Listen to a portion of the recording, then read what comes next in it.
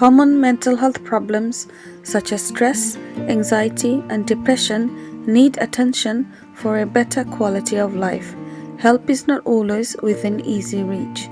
Hypnosis Plus, in its mental health awareness series, heard about a 9-year-old boy and his teacher helping friends in the community with common mental health concerns with the help of horses in the beautiful Scadbury Farm in Greater London. So, we are now going to visit Master Malachi Conte, who is an entrepreneur in South East London, a student vocalist in Chichester, and his enlightened music teacher, Miss Lynn Cook. We are going to meet Miss Charlotte Smith, who will use the service. This film may help us to have ideas on how to have access to easy reach mental health aids for adults and children. Hi there. Hi. Hi. Hi. How are you doing? Very well, thank you. I thought Hello. we'd come and see you and Yeah. beautiful friend. Yeah, this is Frankie. Yeah. Hi, Frankie. Nice to meet Yeah. you. Hi. Hi. I'm Shanta. Hi, I'm Lynn. Hi, Lynn. Nice to meet you. Hi, It's Malachi. Malachi. Nice to meet you. Hi. Charlotte. Hi, Charlotte. Nice to meet you.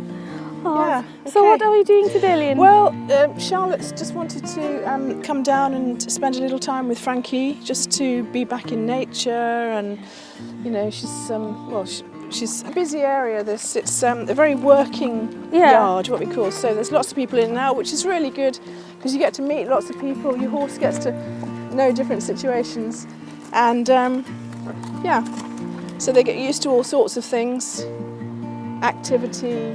And birds flying around, and you know, helicopters and stuff. So, which makes Frankie very, very good for meeting new people. It's very peaceful, isn't it? It's very peaceful as well. So he understands that these things aren't dangerous, and that you know he can be sort of a natural horse really, which is nice. But then when he comes on his head collar, this is called a head collar. When he comes on here, then he's sort of a little bit more focused on humans and stuff. Amazing. But he lives out all the time. He lives out 24/7. Oh, Lives amazing. in the field, and doesn't come rain or shine. It doesn't matter whether it's thick snow or brilliant sunshine. They've got natural shelter, and they live in a beautiful field which is very undulating, so it's very good for their backs and their feet and their general health, walking around and being natural, because that's how a horse would be in the wild. Yeah, so. very organic lifestyle. Yeah, Wonderful. yes it is, yeah. So what are you going to do? Are you going to help Charlotte today? Yeah, I'm just going to sort of do some very basic work with him. That's all it is, really nice, gentle work. Learning. Actually, Charlotte has. You did horses when you were little, didn't you? Yeah. So some people have never even been near a horse, so I would do something different with them. So I'll be sort of fast forwarding a little bit with Charlotte, and she can just sort of learn a bit more about the scientific things about a horse. About why they're so calming, and also just to walk around with him, which is just so nice, and the best way to stroke him, and how to stay safe as well, because we have to learn how to stay safe, because he's a very safe horse, but nevertheless they're still a living creature, so you have to learn the bits that you don't go near and what not to do, you know, so that you don't get accidentally trodden on or something like that.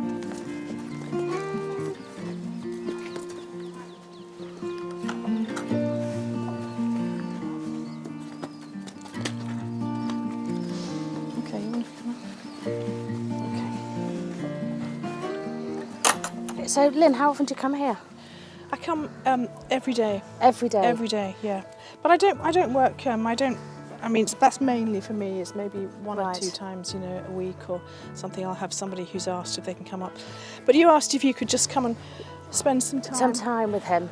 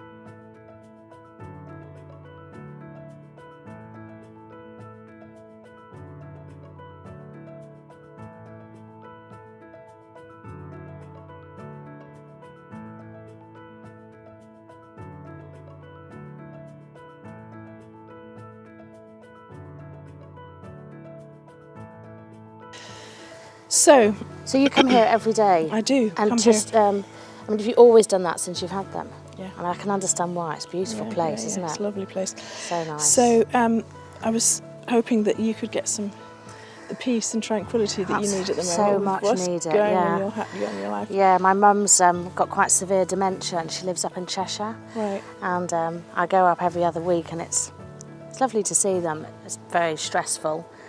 She needs a lot of looking at. She doesn't know who I am. So to be able to come and have, I mean, literally, I've been here not very long, but I just feel everything's gone, you know, just feel like, almost like my body's been flushed out of all the problems and the stress. And he's absolutely beautiful. Yeah. Really lovely. And so you don't ride him? I don't ride him, no. I just use him for friends. Right. Who I say use him. I mean, I you know, friends want to come up and spend time with the horse. He's the perfect horse to right. do. Yeah. The thing about being with him is that we need to learn how to be with a horse. And I know you did say to me that you were with horses when you were younger. And children have a very natural instinct with horses. That's one of the reasons why I use Malachi, because he's got such a he's got such a natural way with the horse. They have this sort of joint energy. Yes. You see, instantly he wants to go wants off and to be go with to him. Yeah. It's, And how long have you been with him, Malachi? I've been about 1 year. Wow, okay. Yeah. So you know him quite well. Yeah. So, Charlotte, as you'll remember from when you were a child, there are certain ways to be with a horse and certain places to stroke them to best advantage, because we have to think like them, really. And when they're in the herd, they don't kiss and cuddle each other. They maybe have a little nibble around here at the withers, which is the sort of this bit here of the spine, and or they sort of chew each other's shoulders. The smaller horses in the herd will nibble his knees. So these are the places that they like to be stroked or sort of scratched, because that's what their mothers do to them when they're little. So that makes them feel nice and calm. We can tell when a horse is calm because he naturally holds his head low. When a horse is anxious, he puts his head up, which increases the adrenaline in them. So when their head is down and their heart is functioning at a normal sort of pace, it can have a tremendous influence on us, which is why it's so nice to be with. There's actually, yeah, very calming, scientific. yeah. Interestingly enough, a horse's heart is, I think, 30% bigger than a human heart, which is extraordinary. It's not very much, really, considering how much bigger their body is. But the electromagnetic field is 5 times their body, and that draws us into it and eventually makes our heart beat in the same way that theirs is, which is why they're always in unison. If you see a herd of horses, they very often will move their heads at exactly the same time. It's quite extraordinary how they do that. They're all in tune with this electromagnetic field, and that electromagnetic field affects us very, very much. So that's why they're so nice to be with. What I'm just going to ask you to do is just to stroke him all over, sort of starting here. I know I said you don't need to stroke, love and kiss them, but just to stroke, because that is such a nice feeling. He's a little bit dirty, but just nice big sort of strokes. Yeah, you can go down his back, such nice and slowly and big, like a big sort of wind. So you make slow movements with the horse. Yes. And where's their favourite place to be stroked? Well, the favourite place really is around the withers there, but they do like that sort of very therapeutic, gentle movement. The worst thing you can do, I think, probably with any animal, and humans too, you know, we have little stabby movements. Yes. That's irritating and not good. Yeah. So it's like a nice big, it's like a massage almost. But the amazing thing is that it's, not only do they like that, but we like it too. We like it, yeah. There is something, isn't there? This is really nice. Yeah. I mean, I hope he's enjoying it as much as I am. Yeah. I mean, science shows that it lowers our blood pressure. That's why they take animals into hospitals and various places. So do you want, just mirror me so that you're coming right the way back as well, so just like that. Now I know... All the way down. Yeah, right. all the way down. So you see how he just turned to you there? You see his eye? You see his eye? Yes. So he's picking up on your your lovely gentle energy there, and he's It's amazing so how he knows. you know how calm he's making me feel and relaxed. Really, yeah. Really relaxed. I mean, you know, we all live busy lives, stressful, busy lives, and this is just incredible. Yeah. And are you getting the sense that he's relaxed at the moment? Yeah. You can tell when a horse is relaxed if he's got a slightly lower head, if he's got Yeah. very relaxed ears, floppy ears, if he's got a floppy lip. Actually, he has got a floppy lip. There's other ways of telling too. Do you see his eyes are slightly sort of that? He's not on alert, in other words. But every now and then he will see something in the bushes or hear something, and because he's like this, he's a prey animal, so he's used to having predators. He will, that's because the other horse is right. coming back down the lane. He wants to know what it is, which is natural. We don't want a horse to be shut down, or any animal to be shut down. We want them to be natural and to go, what's that? Oh, it's another horse, that's fine, and then go back to his natural way. It's a fantastic environment, isn't it? I mean, Yeah. you know, it's Yeah, a beautiful spot. And it helps that the weather's gorgeous today, but it's just, yeah. you know, to come out of central London and come to something like this quite close by with nature and these beautiful animals. Interesting thing about their coat is that when you stroke them, you should always stroke them in the way that which you were doing. Yeah. Yes, it's going. And then as you go further down the body, you will see that the hair grows in a certain way. Goes in a different, Goes in slightly a different direction. Yes. Now he's going, what's that? I'm interested in that. Goes in a slightly different Like direction, yeah, and that is yeah. a natural drainage system.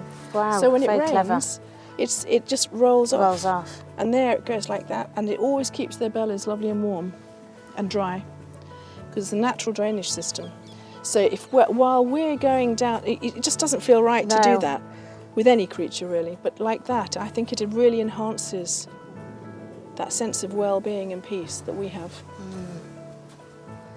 Gosh. The other amazing thing about their coat is that each individual hair, you see how sensitive he is? I could be a fly or something, see, he twitches. You don't have to pat them hard, they're very sensitive creatures. So anything, the stroking that Charlotte is doing is he knows that that's amazing. Sorry, I interrupted myself. Each individual hair has a little thing on the end of it, like a solar panel. So in the colder days, when the sun comes out, they turn their bottoms, and the hair takes the energy from the sun and stores it for later on, just like a solar panel, and uses it when they need the heat. There's the most amazing science with horses. You've just reminded me, because I told you about Yeah. that bit, didn't I? Yeah. This bit here is the heart line Right. of the horse. And when we do this, it's very, very special, not only for us, but for them, because it connects with the energy of the heart. It connects with that, thank you, it connects, it just connects you in an amazing way. You know, it's that's You almost can't explain it. you really, can't can explain you? it, no, you can't. It's just, I almost feel like I'm being massaged. Yes, yeah, that's, yeah. Yeah, he's beautiful. Wish I could be here all day. I can Yeah. see why you come every day. Yeah, definitely. I can do also. That's why you're so calm. Well, probably. You do get into a different cycle of energy somehow. I don't react. I'm sure I'm better now, having had horses, than I was years ago. You know. Oh, he's lovely. He's really helped me today. Charlotte, you had mentioned that you were with your mother, which was quite stressful yesterday. Very stressful. Very stressful, and you'd spent a few days. When you woke up this morning, and you had asked me yesterday if you could come down and spend some Right, time, yeah. you know, with the horse. Can you describe? Yeah, how when I you woke feel up this now? morning, you know, another day, slightly, got quite a bit on. Felt very tired from coming back up from Cheshire, and the train was delayed, and you know, just added to the stress of it. And when I came here, immediately just coming up the road, which is quite long, but a beautiful road, and already just felt relaxed and didn't need to worry about. All my worries and my stresses went. But then after spending a couple of hours again with him, he's just, I don't know, I was saying to Lynn before that I left feel as if I've got, yourself behind, everything's gone. You know, I felt as if I had nothing going on up here at all. I felt very relaxed, calm.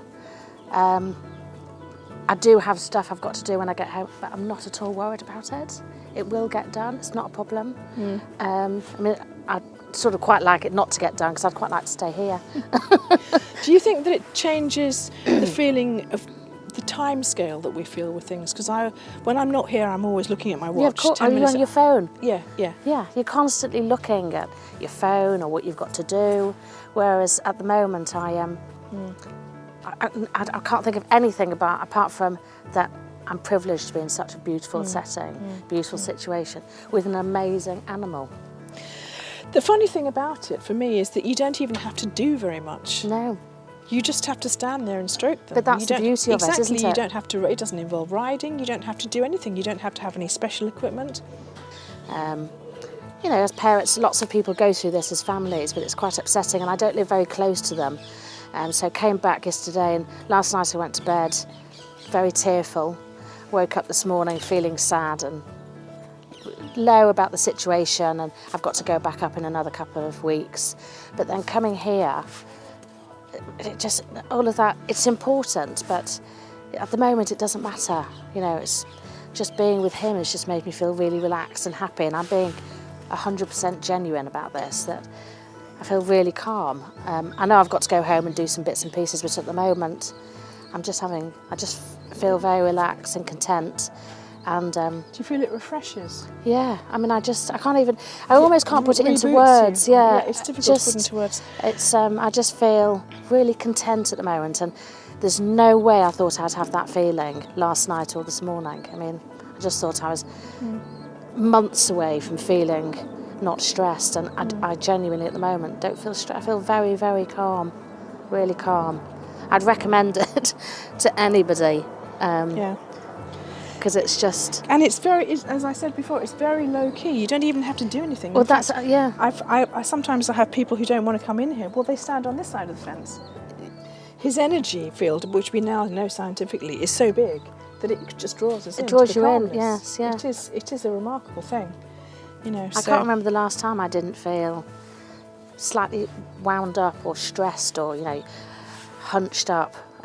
Whereas, in fact, I think I could fall asleep. So, not because he's stressed, but I think he has taken on something of maybe your stress because you were late, your stress. So would he be? You said to me this morning you were a bit nervous. I'm a tiny bit anxious because, you know, it's something I don't normally do. He keeps yawning. He doesn't normally yawn. There's another boy who comes down who's severely disabled, and he can't close his mouth, and he has very, very tight jaw here. His mouth has been open for like 15 years. Imagine how tight that makes your jaw. Gosh. Frankie look at his eyes. See? He's releasing everybody's tension for whatever reason. Anyway, to go back to this little boy, he keeps putting his head down to him and yawning and yawning and yawning because he's trying to release the tension in this little boy's jaw. I didn't notice it at first, and then I thought, that's an extraordinary amount of yawns he's doing. And his mother said to me, that is just amazing. He could sense the tension he's taking it on and kind of releasing it for us. Does he take that on through touch or just as standing with him? I think probably just standing with him. They say Terribly you clever. should have a very noisy environment so they get used to things, but around your horse you should be very, very calm. But sometimes, you know, for whatever reason we're not. Maybe a big truck comes up here and I'm a bit, you know, whatever. And they can just sense that. Anything we do, they say you should leave your problems outside of the field when you're going with your horse because they can take anything. What's in the brain, there's a saying which says, what's in the brain is in the rein or in the lead rope. They can tell so much about us. They can tell so much. They're so smart. And I think now, the last 5 years, people are really realising just how much benefit there is to being with the horse. Thank you. Yeah. That is an amazing connection. There's no rope. He just wants to be with him because of his energy, and he will go anywhere that he goes, probably.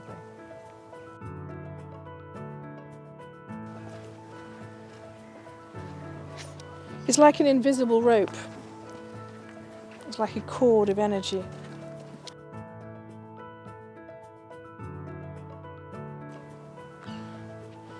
He's happy to be with him. He wants him to be part of his herd. So Lynn, thank you so much for inviting us here.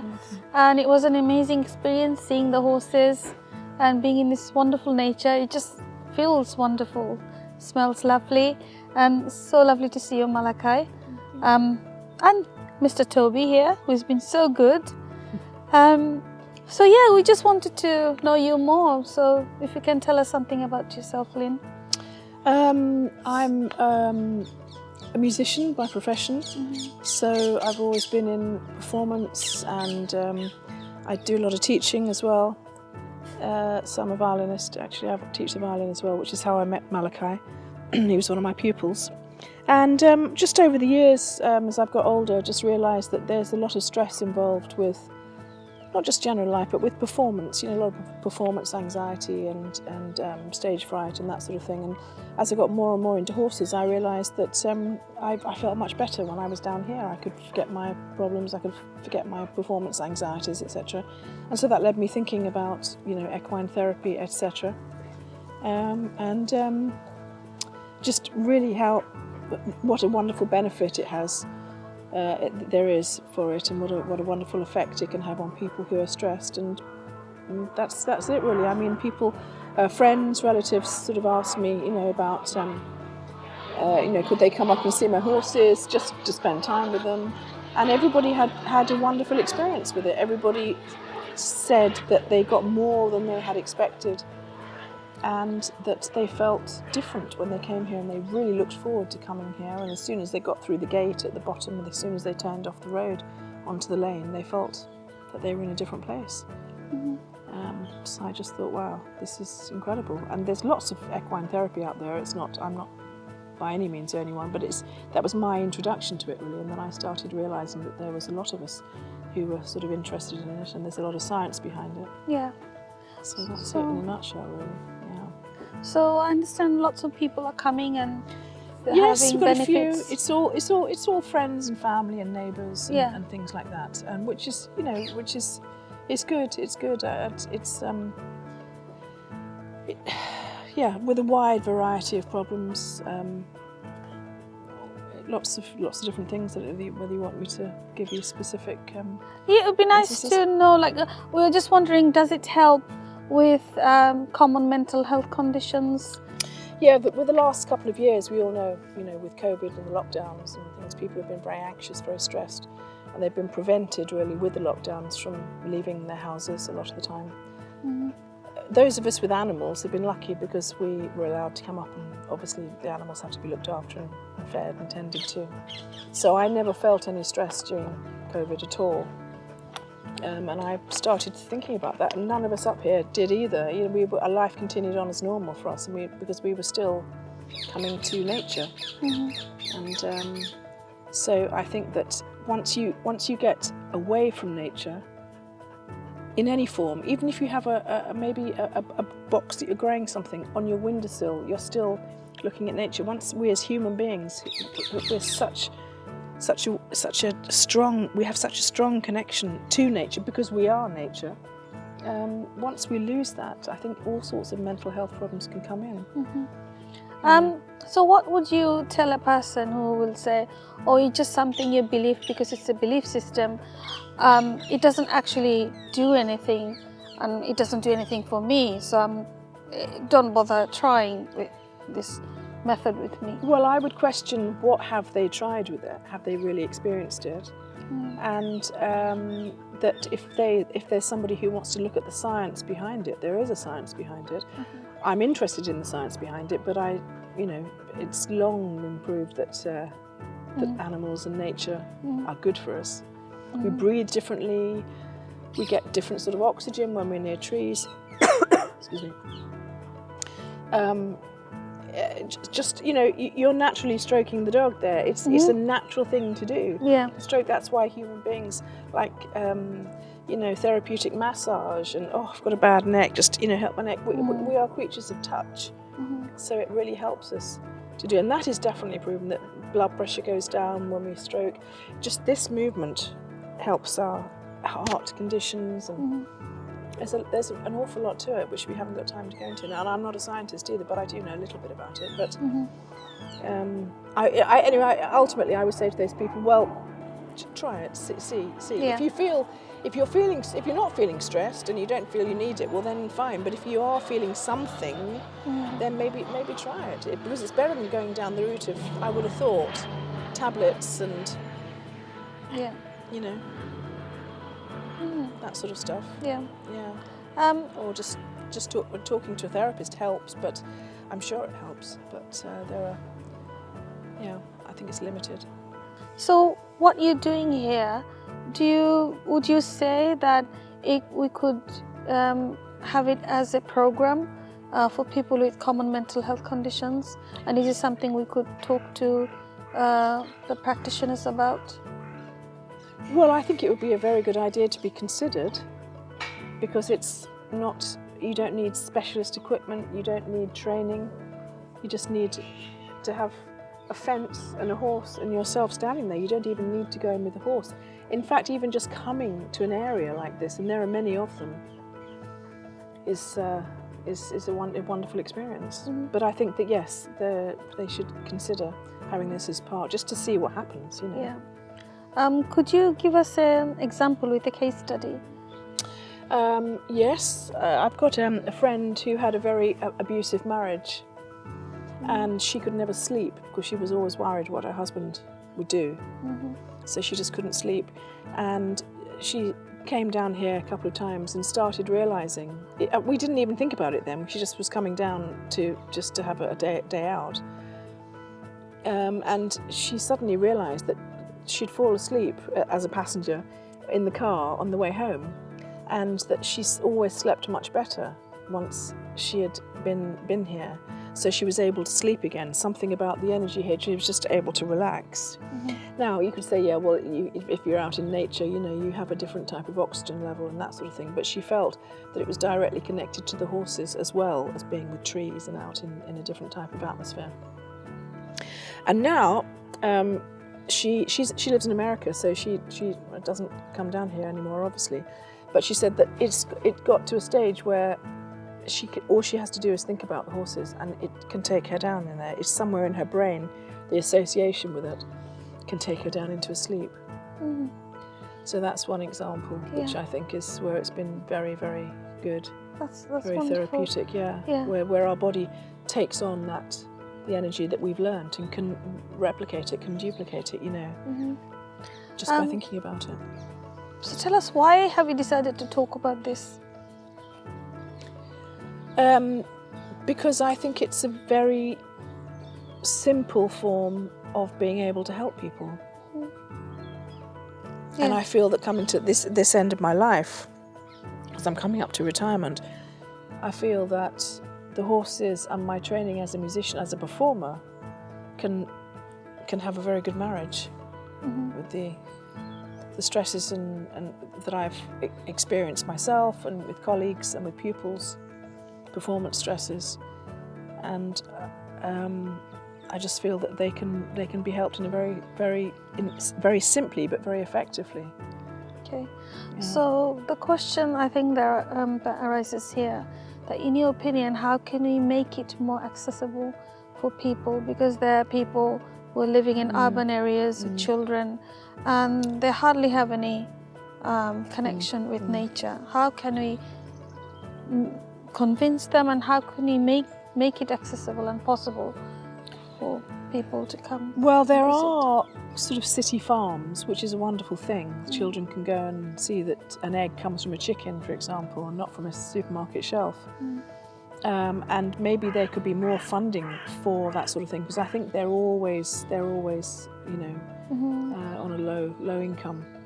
So maybe more awareness of that, maybe more.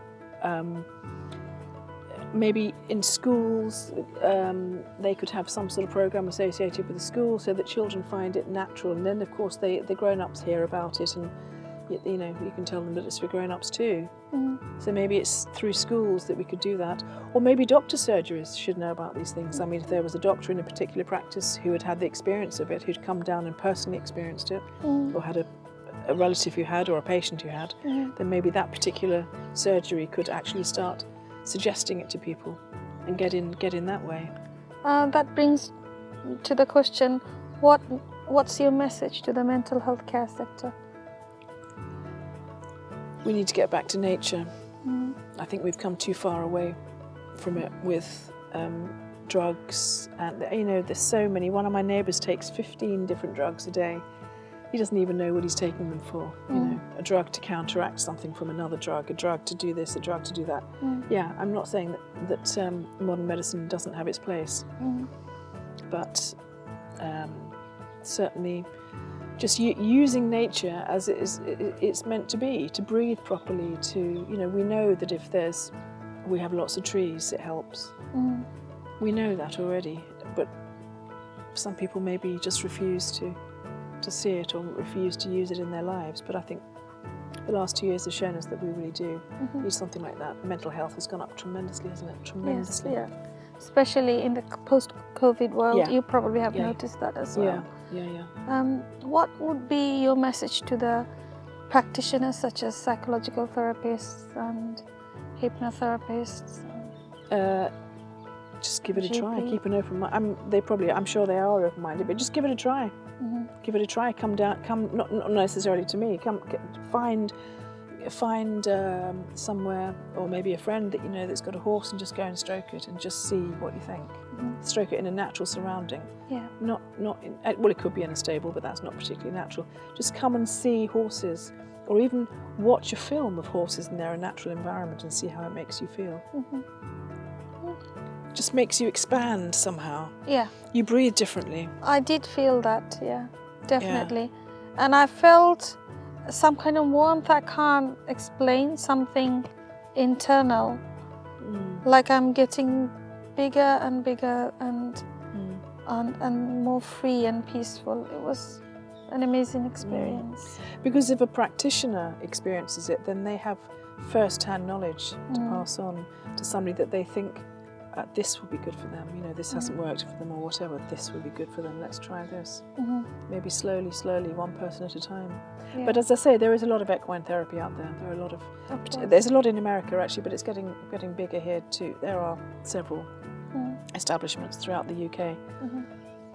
So I know that this young man Malachi next to you is helping you with this program. Could you tell us something about that? What he is doing and Well, Malachi is sort of my secret weapon, really, because Malachi has a wonderful feeling with animals and the horses, and he's been coming to help me now just because he wanted to, nothing to do with the therapy. That hadn't started yet, you know, sort of a year and a half ago.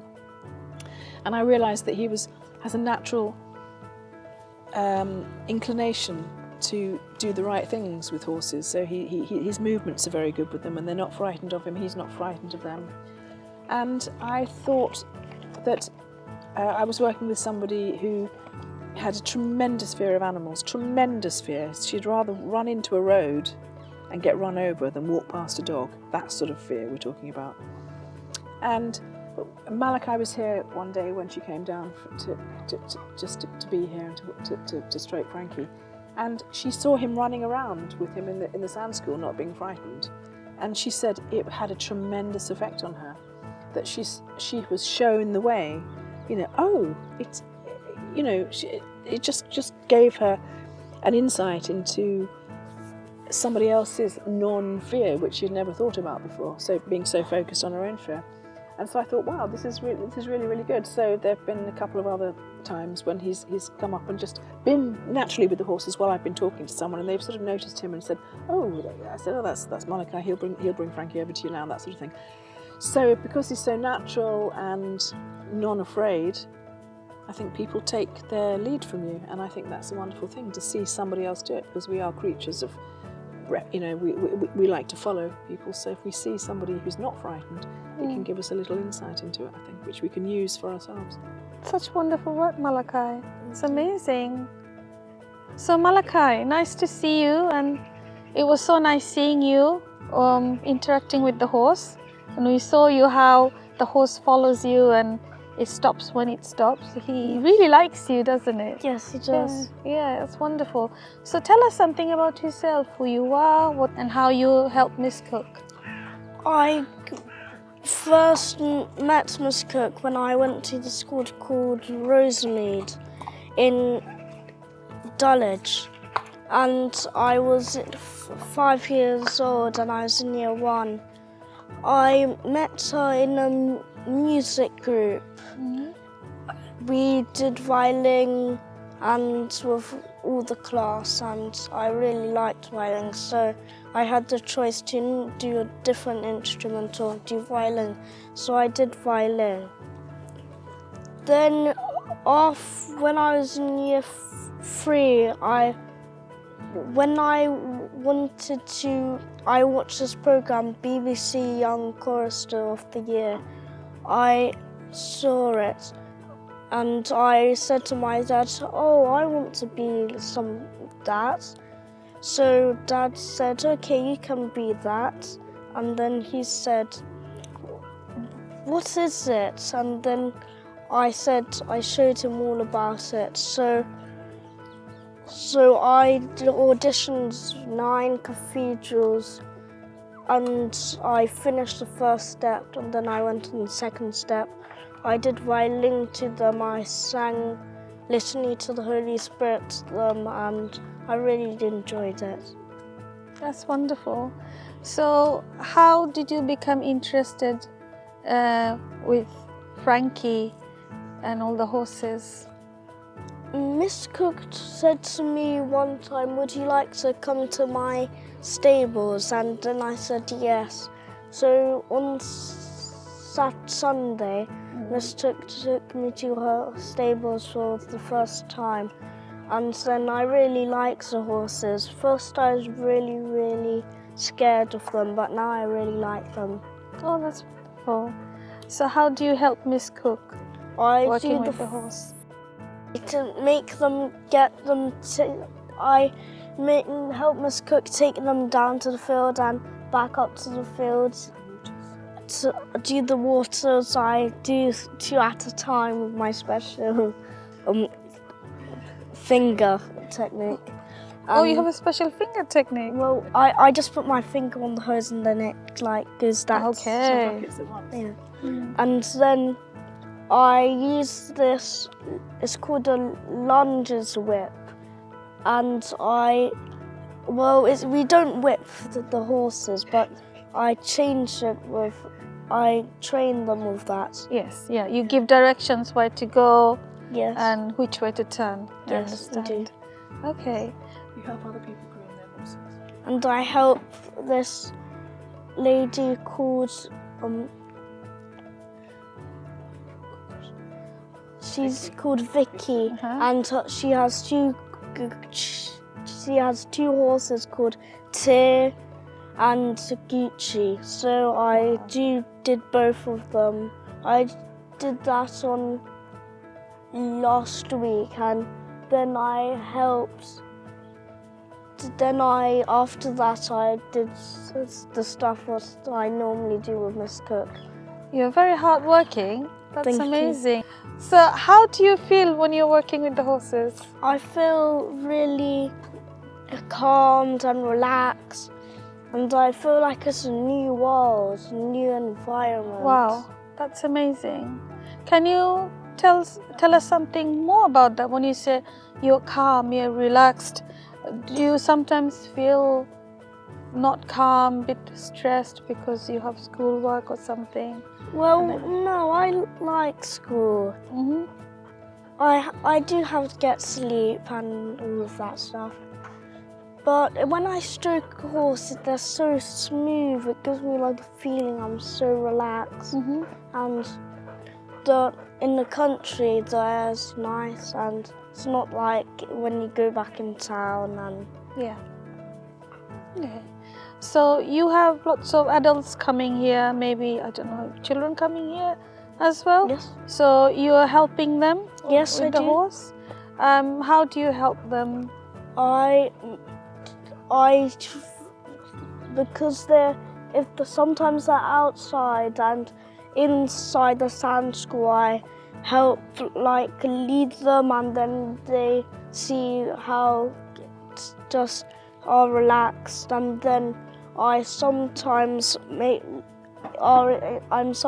in the middle of the sand school leading Frankie around and around, and yes, and sometimes I bring him in, and then whoever's there touches the horse and strokes it.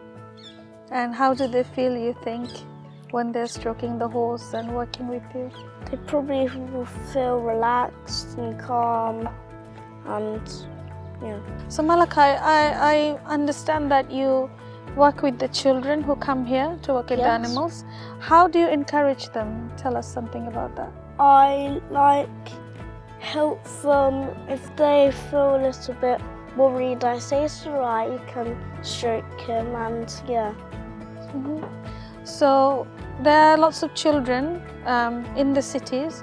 They're not feeling very happy because, we had the pandemic, people are not very well, and we hear lots of stories that children and sometimes adults are not very happy, they're feeling sad.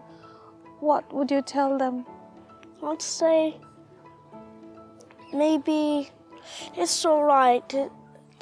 You can stroke Frankie and lead him along, and you might feel different. That's wonderful. Malachi, thank you so much for your time and showing us what you do and your time with Frankie. And Miss Cook, can't thank you enough for inviting us, giving us this wonderful opportunity. Hypnosis Plus is really grateful for the experience. Thank you so much for your time. Thank you.